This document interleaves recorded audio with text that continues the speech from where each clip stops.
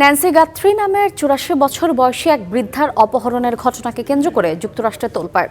তিনি এনবিসি টেলিভিশনের সাংবাদিক এবং জনপ্রিয় শো টুডের উপস্থাপক সাভান্না গাথ্রির মা। গত সপ্তাহে অ্যারিজোনার বাড়ি থেকে তিনি অপহৃত হন বলে ধারণা করছে এফবিআই। তার সন্ধান পেতে $৫০,০০০ পর্যন্ত পুরস্কার ঘোষণা করেছে কর্তৃপক্ষ।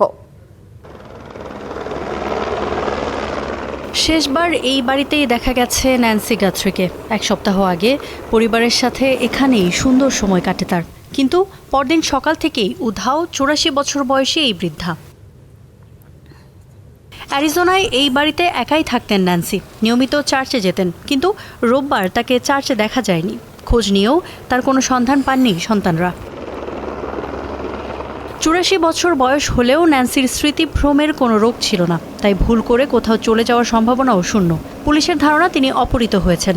তদন্তে দেখা গেছে রাত ১:৩০টার দিকে বন্ধ হয়ে যায় তার বাড়ির সিসি ক্যামেরা। রাত ১:৩০টার দিকে সিসিটিভি ক্যামেরা বন্ধ হয়ে যায়, কিন্তু সফটওয়্যার 2:১২ মিনিটে একজন ব্যক্তিকে শনাক্ত করে।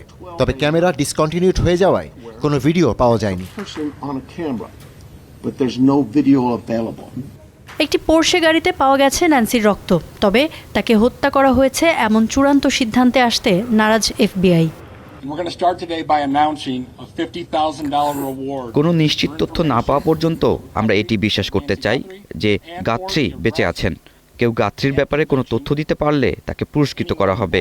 আমরা $৫০,০০০ পুরস্কার ঘোষণা করছি। এফবিআইয়ের তদন্তে অগ্রগতির কথা জানালেন প্রেসিডেন্ট ডোনাল্ড ট্রাম্প। আমরা বেশ এগিয়েছি। খুব শিগগিরই হয়তো অনেক প্রশ্নের উত্তর মিলবে। ভয়াবহ এই দুর্ঘটনা নিয়ে গেল কয়েক ঘন্টায় অনেক কিছু হয়ে গেছে। আপনারা দ্রুতই জানতে পারবেন। ৮৪ বছর বয়সী এই বৃদ্ধাকে অপহরণের পেছনে কী কারণ থাকতে পারে তা নিয়েও সন্দিহান অনেকেই। ন্যান্সি গাথ্রি এনবিসির সাংবাদিক এবং জনপ্রিয় শো টুডের হোস্ট সাভান্না গাথ্রির মা। Iffat Khandakar, Star news.